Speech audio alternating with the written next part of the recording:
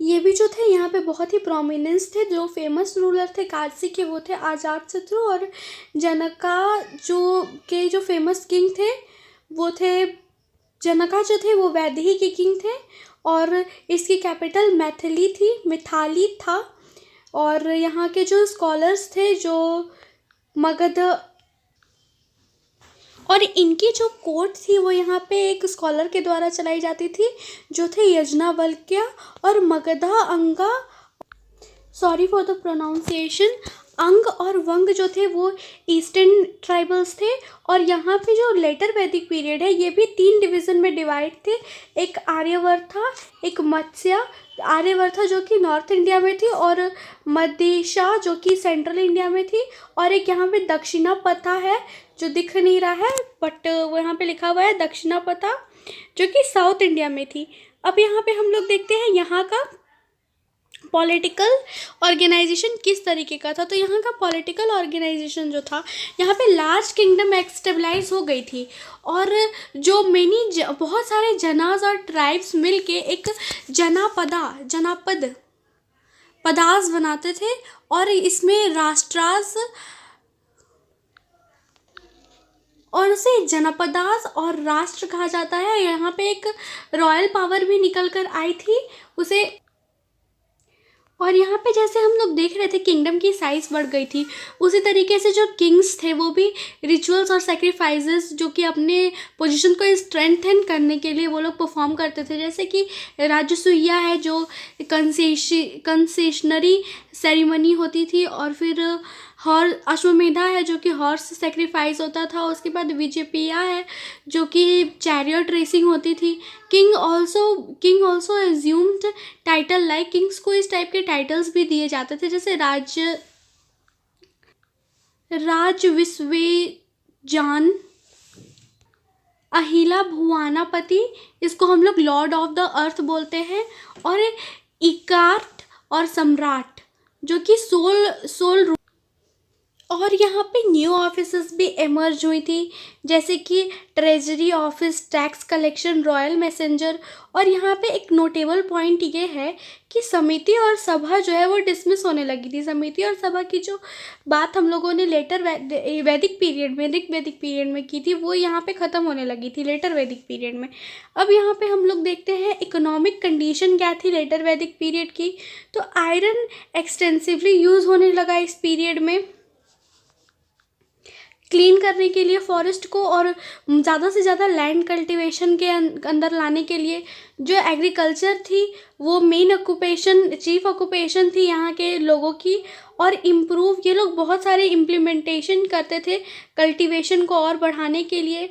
Beside का barley, rice, wheat where ग्रोन्स, और knowledge of manure, ये लोगों के पास मैन्योर का नॉलेज था, ये कि एक अलग ही दूसरा इम्पॉर्टेंस इम्प्रूवमेंट यहाँ पे देखने को मिलता है। और इंडस्ट्रियल एक्टिविटीज़ भी यहाँ पे की जाती थी, और मेटल वर्क, लेदर वर्क, ये सब भी, कारपेंटर, पोटरी, ग्रेट प्रोग्रेस ये सब में देखने को हम लोगों को मिला है।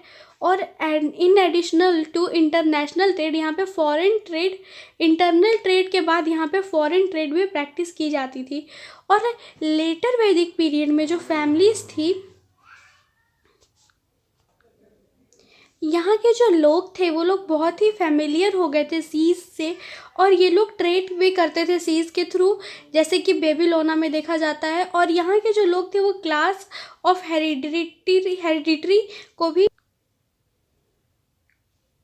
हेरिडिटरी को भी एग्जिस्टेंस में लाए थे, और वैश्यास भी यहाँ पे कॉमर्स और ट्रेड प्रैक्टिस करते थे। और यहाँ पे और वो लोग अपना ट्रेड और कॉमर्स खुद ही ऑर्गेनाइज करते थे, जिसको यहाँ पे गनास कहते हैं। और जो हम लोगों ने देखा था नशकाज लेटर ऋग्वैदिक पीरियड में गोल्ड और सिल्वर क्वाइंस लाइक सतमाना और कृष्णनाला को भी, ये सब मीडियम ऑफ एक्सचेंज को भी यूज़ किया जाता था। अब यहाँ पे सोशल लाइफ है। सोशल लाइफ में 4 डिवीजन थे, ब्राह्मण, क्षत्रिय, वैश्य, शूद्र। और द वर्ना सिस्टम जो कि यहाँ पे स्टेबलाइज इस टाइम पे स्टेबलाइज किया गया था लेटर ऋग्वैदिक पीरियड। और हम लोगों ने ऋग्वैदिक पीरियड में देखा था कि वहाँ पे कोई भी सोशल डिवीज़न नहीं थी, और यहाँ पे हम लोग को देखने को मिलता है, इसे वर्ण सिस्टम कहा जाता है। इसे ये इम्पॉर्टेंट पॉइंट है एक। और लेटर वैदिक पीरियड में दो हाई क्लासेस थी, ब्राह्मण और क्षत्रिय, जो कि एक प्रिविलेज एंजॉय करते थे, और वैश्य शूद्र को डिनाई किया जाता था। और ब्राह्मण के ऊपर भी क्षत्रिय एक स्पेशल हायर पोजीशन ऑक्युपाई करने की कोशिश करते थे। क्षत्रिय क्लेम करते थे हमेशा कि उनसे हायर है, लेकिन ब्राह्मण और क्षत्रिय को स्पेशली वहाँ पे ज़्यादा प्रेफरेंस दी जाती थी। और भी यहाँ पे सब कास्ट थे, ऑक्यूपेशन के हिसाब से इस पीरियड में डिवाइडेड थे। और फैमिलीज का जो मेन पावर था वो फादर के पास थी। फादर की जो पावर्स थी फैमिली में वो इंक्रीज़ हो गई थी ऋग्वैदिक पीरियड में। और यहाँ पे वुमेन के स्टेटस में कोई इम्प्रूवमेंट देखने को नहीं मिलता है। और यहाँ पे ये देखने को मिलता है कि जैसे ही मेन की पावर इंक्रीज़ होती जाती है, उसी तरीके से वुमेन की पावर डिक्रीज़ होती जाती है। और यहाँ पे ये चाइल्ड मैरिज भी प्रैक्टिस होने लगी थी। और फिर यहाँ पे देखा जाता है कि वुमेन जो रॉयल फैमिली की वुमेन्स होती थी उनको भी बहुत ही कम ही प्रिविलेज मिलती थी। अब यहाँ पे देखते हैं रिलीजियन के बारे में। तो इस पीरियड के जो गॉड थे, जैसे कि ऋग्वैदिक पीरियड में, अर्ली वैदिक पीरियड में जो हम लोगों ने देखा था, जो गॉड थे इंद्र, अग्नि, इन लोगों का इम्पोर्टेंस अब ख़त्म हो गई थी। अब जो है प्रजापति जो है क्रिएटर है, विष्णु जो है प्रोटेक्टर है, और रुद्र जो है डिस्ट्रॉयर है। और यहाँ पे सेक्रीफाइसेस भी अभी भी इम्पॉर्टेंट थी, रिचुअल जो कि कनेक्ट करती थी टू बिकम, उन लोगों को इलेबोरेट बनाने में। और इम्पॉर्टेंस ऑफ प्रेयर बढ़ गए थे और सेक्रीफाइसेस इंक्रीज़ होने लगी थी।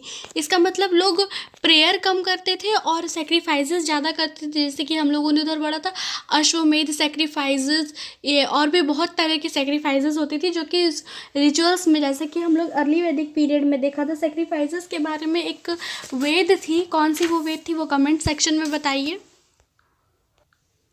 और यहाँ पे मेजरली सेक्रीफाइस बढ़ी इसलिए थी क्योंकि यहाँ पे राइज ऑफ बुद्धिज़्म और जैनिज़्म हो गया था। और जैसा कि हम लोग देखते हैं बुद्धिज़्म और जैनिज़्म में ही ज़्यादा सेक्रीफाइस, जिन लोग का मूल्य मंत्र यही है कि सेक्रीफाइस करना है। और यहाँ पे जो उपनिषद के जो फिलोसोफर है, फिलॉसफी है, वो भी यहाँ पे एसेंस देती है, जो कि हिंदू को वो भी एक यूजलेस रिचुअल में, वो भी एक यूजुअल रिचुअल में टर्न हो गया था। यहाँ पे दिया हुआ है।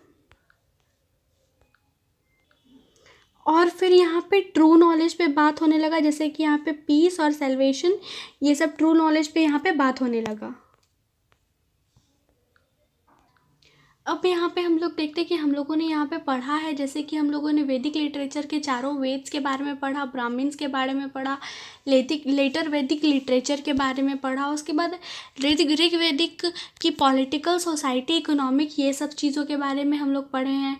और फिर रिलीजियस लाइफ जो थी ऋग्वैदिक पीरियड की, उसके बारे में। और जो मेन पॉइंट है, सबसे मेन पॉइंट है, जो changes during the later Vedic period in sphere of polity and society, ये जो है ये बहुत ही इम्पॉर्टेंट है।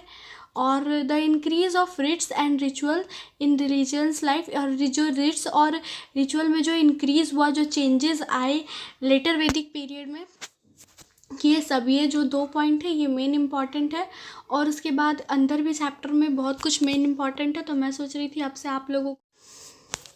मैं आप लोगों को दोनों चैप्टर्स जो मैंने पढ़ाए हैं, इसमें जो जो इम्पॉर्टेंट पॉइंट्स है, इसको नेक्स्ट वीडियो में पहले मैं डिस्कस कर लूँगी। आप लोग उसे मार्क कर लीजिएगा, उसके बाद हम लोग फर्दर कंटिन्यू करेंगे। तो थैंक यू सो मच। अब हम लोग नेक्स्ट वीडियो में मिलते हैं। आप लोगों को अगर एक्सप्लेनेशन अच्छा लगा हो तो please do like, share and subscribe. और कमेंट सेक्शन में बताइएगा कि अगर मेरी वीडियो में कुछ भी इम्प्रूवमेंट चाहिए या फिर कुछ भी आप लोग को अच्छा नहीं लगता है तो प्लीज़ कमेंट बॉक्स में मुझे बताइए। Thank you so much.